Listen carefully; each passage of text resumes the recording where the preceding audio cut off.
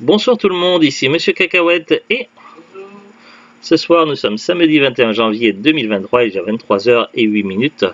Ce soir Zou a choisi le film, on a regardé Le Diable s'habille en Prada avec Meryl Streep, Anne Hathaway et d'autres acteurs. Un job d'enfer, une bosse infernale. Qu'est-ce que c'est que Le Diable s'habille en Prada? Fraîchement diplômée, Andrea débat... De quoi? Oui, tu l'as dit, Zou. Fraîchement diplômée, Andrea débarque à New York et décroche le job de ses rêves. Mais en tant qu'assistante de la tyrannique rédactrice en chef d'un prestigieux magazine de mode, elle va vite découvrir ce que le mot enfer veut dire. David Frankel s'attaque au best-seller cultissime de Lauren Weiserberger avec Meryl Streep, diaboliquement géniale dans le rôle de la tyrannique Miranda Presley, Anne Hathaway et Stanley Tucci. En bonus, 6 documentaires, 15 scènes coupées, bêtisiers, commentaires audio de réalisateur et d'équipe technique. Film annonce durée 1h45. Le film, nous, on l'a vu doublé en VF. Le VF est cohérent, il n'y a pas de souci, WF. J'ai été déstabilisé les quelques premiers instants au début, puisque le doublage VF de Meryl Streep correspond au doublage VF également souvent de Sigourney Weaver, et donc ça m'a un petit peu déstabilisé, mais c'était les premiers instants. De quoi? Simon Baker. Ah oui, il y a un acteur que Zou a reconnu durant le film, un des acteurs, un personnage secondaire, et c'est là le même acteur qui joue dans la série The Mentalist. Voilà pour la petite anecdote. Alors, Le Diable s'habille en Prada, c'est un film que j'avais déjà vu une fois il y a longtemps, à l'époque j'habitais en Normandie, dans la ville d'Évreux, il y a très longtemps, et j'avais vu le film à cette époque-là. Je l'avais plutôt bien aimé, et ça faisait très longtemps que j'avais pas vu le film. Zou l'avait vu au moins 2 ou 3 fois, si je comprends bien. C'est bien ça? Au moins une fois, peut-être 2. Pour la petite histoire, toi tu l'avais eu en cadeau quand tu étais abonné à Canal+, c'est ça hein? Parce que Ils faisaient ça, ils offraient des DVD de temps en temps. Canal+ faisait apparemment lors des abonnements des opérations commerciales où ils offraient des DVD aux abonnés et du coup c'est comme ça que tu avais eu Le Diable s'habille en Prada. J'avais été également abonné à Canal+ pendant une époque, pendant un an ou deux. En fait, c'était dans Mais dans les prospectus de le programme et tout ça, des fois tu avais des petits encarts que tu avais à renvoyer, un petit truc à renvoyer qui te... En fait, moi, à la période où j'étais abonné à Canal+, à l'époque, dans les prospectus que je recevais de Canal par la poste, il y avait quelques concours qui étaient mentionnés où il y avait éventuellement des lots à gagner, mais c'était tout, il n'y avait rien d'autre, rien de plus. Et puis si, tous les ans, tu avais un abonnement. Bah, moi, j'ai eu aucun cadeau à l'époque. À l'époque, j'avais été abonné quand j'habitais en région parisienne, c'était... à l'époque, j'avais 19 ans, donc c'était il y a longtemps. Je sais plus. J'ai pu voir plein de films sur Canal+, plein de films nuls et sans intérêt, et j'ai découvert quelques pépites et quelques films très intéressants. Mais bon, voilà, j'avais été quand même globalement assez déçu. Donc c'était pas vraiment un truc pour moi. La box Canal+, c'était plus de problématiques et de contraintes qu'intéressant. Donc voilà, rien à voir avec ce qu'on a maintenant sur les plateformes de streaming avec Netflix, Prime ou Disney+. De quoi?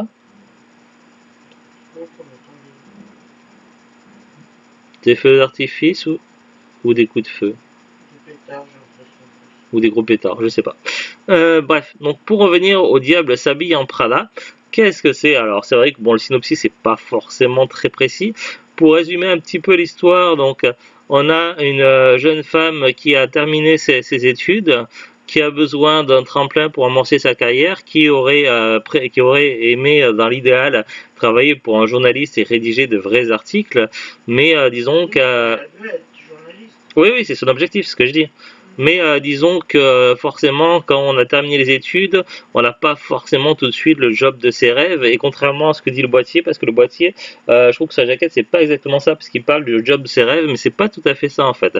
Elle se retrouve là, on lui fait une proposition, et forcément, c'est une place que, comme on lui fait comprendre que toutes les jeunes femmes qui sont intéressées par la mode rêveraient d'avoir, et qu'il y a plein de gens qui aimeraient être à sa place. Sauf que elle n'a pas vraiment d'intérêt pour la mode et ne semble pas s'y connaître plus que ça. Je parle du début du film, dans les débuts de l'histoire. Et disons que pour elle, c'est plus un job en premier temps alimentaire et qui lui permettra à la fois d'avoir des solides références pour ensuite travailler vraiment dans le milieu qu'elle souhaite. Évidemment, elle va se rendre compte que c'est très difficile et qu'elle part pas forcément avec les meilleures dans les meilleures conditions possibles, puisque le milieu de la mode, des magazines de mode, est un petit peu cruel et parfois pas toujours agréable, notamment sa patronne qui a une solide réputation de personne difficile à supporter et très exigeante. Donc ça va être un peu compliqué et certaines camarades, certaines collègues auront également quelques moqueries. Ça va pas être évident, mais elle va également se trouver des alliés, notamment un allié. Après, je sais plus quel est son poste, mais un monsieur qui va beaucoup l'aider et qui va également l'aider à s'intégrer dans l'équipe.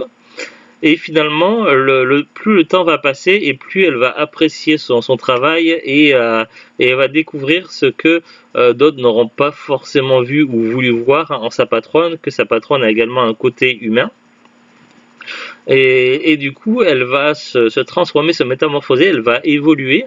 Et le problème, c'est que plus elle va évoluer dans ce métier, et plus en fait ce métier va déteindre sur elle, et plus elle va s'éloigner de son ancien entourage, ami, et également de son compagnon. Ça va du coup jouer sur sa vie privée. Et donc, le temps va passer, les mois vont passer, elle va devenir excellente dans son métier et elle va finir par être reconnue par sa patronne, mais à un moment donné, elle va se rendre compte qu'elle se perd elle-même et que certaines personnes qu'elle pensait avoir, enfin, qui pensaient être bienveillantes, je pense au monsieur qui joue dans la série The Mentalist, ne sont pas forcément ce que les images peuvent laisser paraître. Et ouais, mais enfin voilà quoi. Il laisse apparaître ça. Après, on voit qu'il y a un côté derrière et puis que. Oui.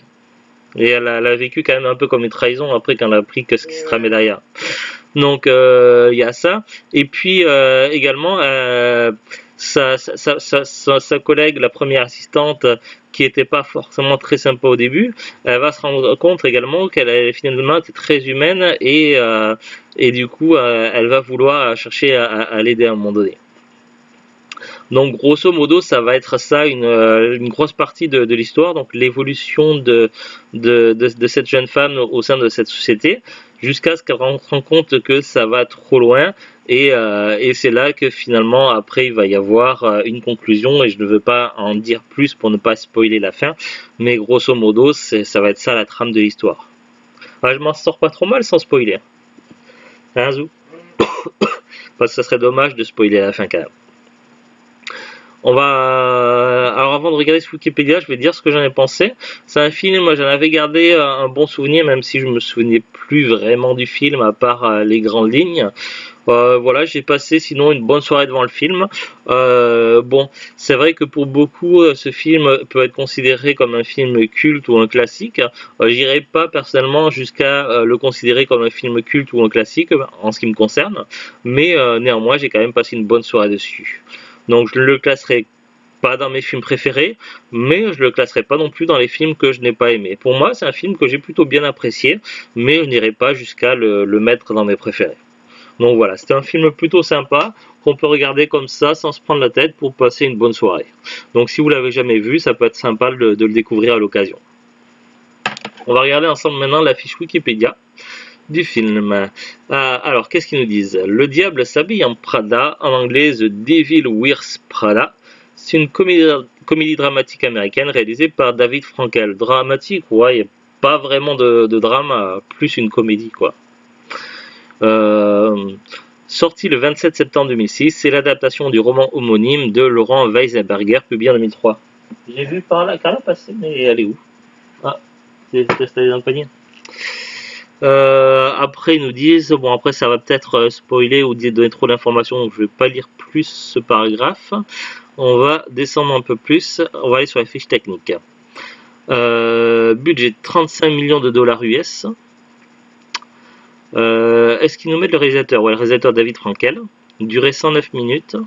Le film est sorti à Porto Rico le 29 juin 2006, aux États-Unis le 30 juin 2006, en France le 9 septembre 2006 au Festival de Deauville, puis après le 27 septembre 2006 en sortie nationale, et en Belgique le 25 octobre 2006. Casting: Anna Thaoué, Meryl Streep, Emily Blunt, Stanley Tucci, Simon Baker, Adrien Grenier, Tracy Tom, Richard Sommer, Daniel Sunjata, David Marshall Grant, James Norton, Tibor Feldman, Rebecca Mader, Jimena Hoyos, Gisèle Bunchen. C'est pas une mannequin, Gisèle Bunchen? Il me semble que c'est une mannequin célèbre. George C. Wolfe, John Rothman, Stephanie Sostak, Colin Dengel, Susanna Dengel, Heidi Klum, Valentino Garavani, Bridget Hall. Heidi Klum aussi, c'est un mannequin. Oui, en fait, Il y a des vrais mannequins qui jouent dedans, il me semble. Il y a des défilés, tout ça, je crois. Oui, à un moment donné, oui. Donc, ils ont peut-être des rôles. Oui, elle a fait du mannequinage, Gisèle Bunchen, ouais, il me semble bien. Alors après, il y a des petits paragraphes qui parlent de la production, la pré-production, l'écriture, etc. Donc, bon, c'est intéressant, mais pas forcément pertinent, donc je vais pas lire ces paragraphes-là, mais si vous voulez les lire, c'est sur Wikipédia. Après, il parle d'un monologue sur le pull, etc. Donc, bleu cellulaire, c'est par rapport à une scène. Après, ça parle des castings, etc. Donc, il y a beaucoup d'informations sur Wikipédia, peut-être même trop d'informations. Alors, on va chercher les informations qui nous intéressent. Après, ça parle de la promotion. Ah, la critique. Qu'est-ce que ça donne au niveau des notes? Sur Rotten Tomatoes, il parle de 75%, ce qui est plutôt une bonne note. Et sur Metacritic, 62 sur 100, ce qui est plutôt assez correct. Qu'est-ce qu'il y a d'autre comme information? Après, ça parle de la représentation de l'industrie de la mode, le box-office, etc. Anna Wintour. Impact culturel, impact sur les acteurs, impact sur le public, impact sur la pop culture. Bon, c'est un film qui a eu beaucoup d'impact, hein, visiblement. Suite. Ah, ça c'est intéressant. En 2013, Weisberger publie la suite du roman. Dans les romans, il y a une suite en tout cas. Ça s'appelle Revenge Wears Prada, la revanche s'habille en Prada. Cependant, aucun projet de film n'est proposé. En effet, Meryl Streep et Anna Hathaway ont montré leur désapprobation. Meryl Streep a annoncé publiquement qu'elle n'était pas intéressée par une suite pour ce film en particulier. Alors qu'Anna Hathaway avoue être intéressée par jouer avec les mêmes acteurs, ce devra être pour quelque chose de complètement différent. Selon elle, le diable s'habille en Prada est parfait comme il est, et il est peut-être mieux de laisser ça ainsi. Oui, mais si l'auteur des romans a fait une suite, ça peut être intéressant aussi d'être adapté. Enfin bon, tant pis, c'est dommage, donc c'est pas demain qu'on aura la suite en film. Comédie musicale, ils nous disent en 2015, En 2015, il est annoncé qu'une adaptation du film en comédie musicale est en cours de production. En 2017, il a annoncé que Elton John et Shana Taub écriraient la musique et les paroles et que Paul Runik serait responsable du scénario. Depuis, pas de nouvelles apparemment. Est-ce qu'il y a d'autres infos? C'est à peu près tout et c'est déjà pas mal. Alors le DVD, évidemment, le DVD n'est plus tout récent.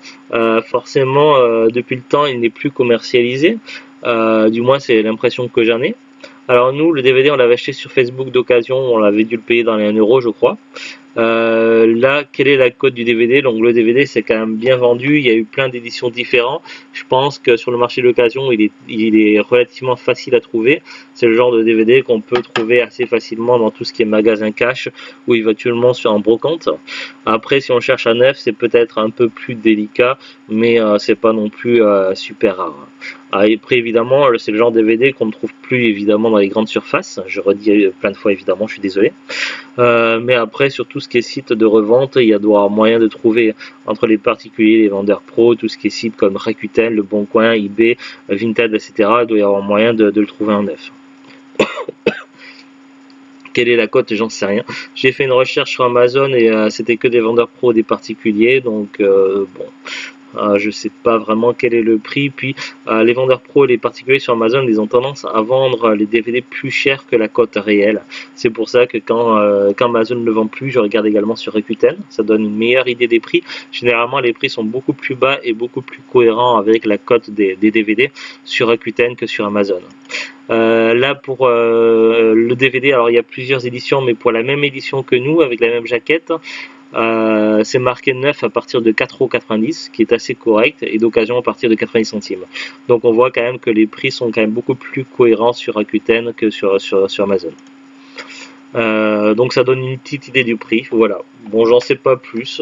Un film sympa pour passer une bonne soirée, mais pas non plus le film de l'année. Voilà. Allez, à très bientôt tout le monde. Salut, au revoir.